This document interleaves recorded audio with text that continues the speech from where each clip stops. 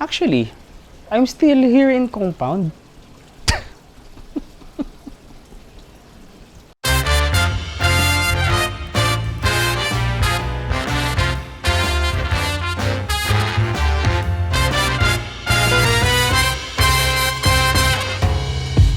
Most of the time talaga, andito lang ako ngayon sa compound. Sa kwarto, I'm here. sa kitchen, I'm here. computer place, I'm here. gate ng compound. And I'm here. Diba? I'm still here eh. Labo eh. Di ko talaga kayo mag-gets. Parang araw-araw, routine na yung ginagawa ko. Pero hindi naman ako nagsasawa. Nauubos lang talaga oras ko sa kaka-basketball. Kakalaro ng Marvel Rivals.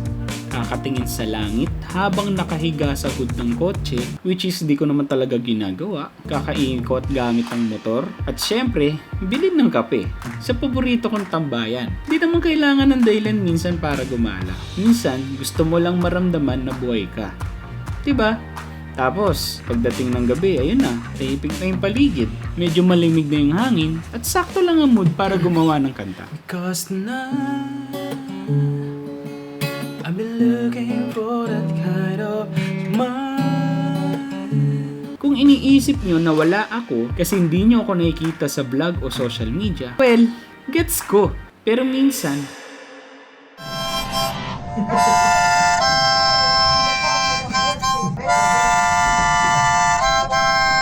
Sa pagkawala ng mga sabungero.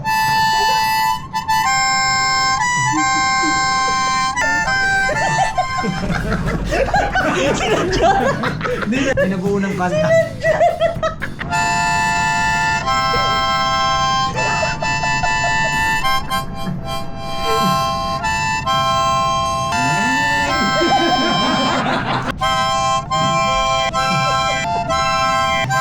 Ayun na yung pandasal. Doy, galing mo mag-compose, Doy, ah. Anong title nun, Doy? Pero, Kuha mo, sipra mo.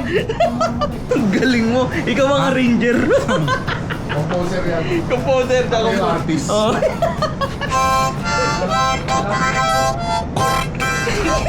Bubura na. Bubura na. alam mo ba na masama rin ang mag-assume? Wala lang. Napaisip lang ako kasi recently, may mga narinig ako kong kwento na parang, assume much? Parang may mga nag-iisip na umalis na raw ako. O kaya, ewan, nagbago raw. Grabe kayo, halos araw-araw nga ako nandito eh.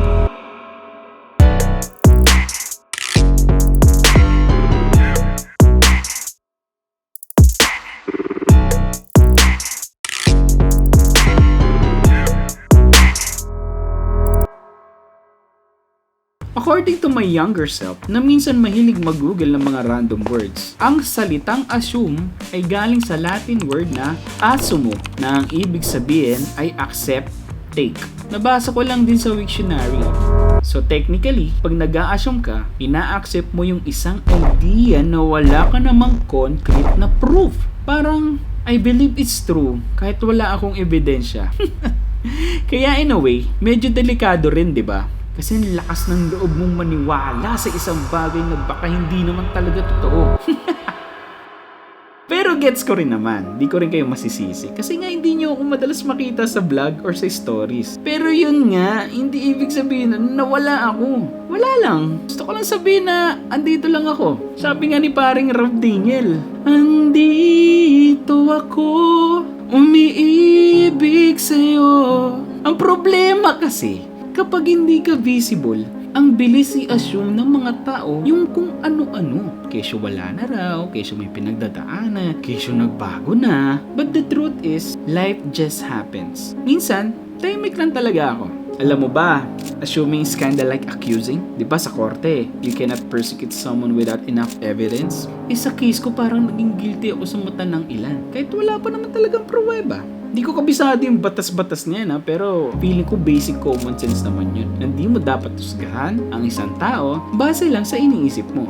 Lalo na kung di mo siya kinakausap. I mean, kilala niyo naman ako. Well, at least, akala ko kilala niyo pa rin ako. Or at least, feeling ko, parang di ko na rin kilala kung sino ako. Ay nako, anyway, this is me now. I'm still here. May vlog nga ako tungkol dito dati pero feeling ko konti lang nanood. Baka kasi nakalimutan nyo. Andyan lang naman sa baba yung link. O panoorin nyo na lang ulit tong bagong vid ko. Mas malinaw is po dito.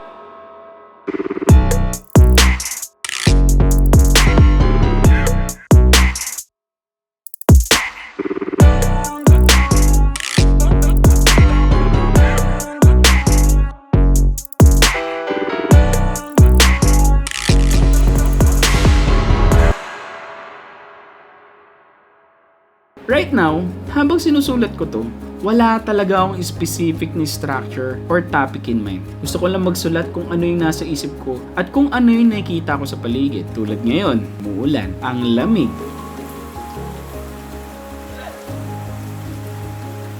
Yung mga puno dito sa gilid ng kalsada, kumakaway-kaway sa hangin. Yung damo, parang mas green ngayon dahil sa ulan.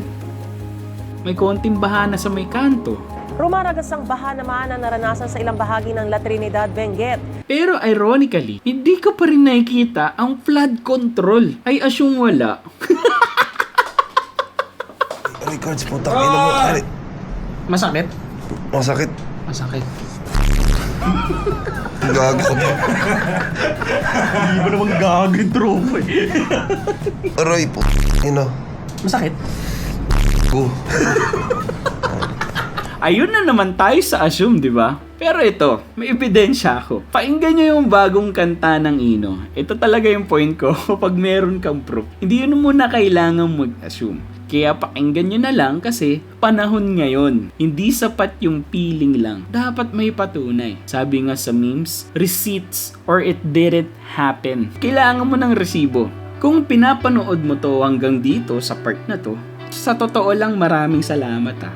Walang masyadong punto tong sulat ko pero kung may nakuha kang realization, very good. Kung natawa ka man, o na-curious, o gusto mong i-call out yung sarili mong pagiging asumero minsan, then this serve its purpose. Andito lang ako, hindi ako nawala. Hindi ako nag-iba. Nag-e-evolve, yeah, somehow, I'm getting new hobbies. Nagpapahinga, gumagawa ng art, nakikinig sa ulan, at minsan, bumibili ng kape. At higit sa lahat, naghahanap ng flood control.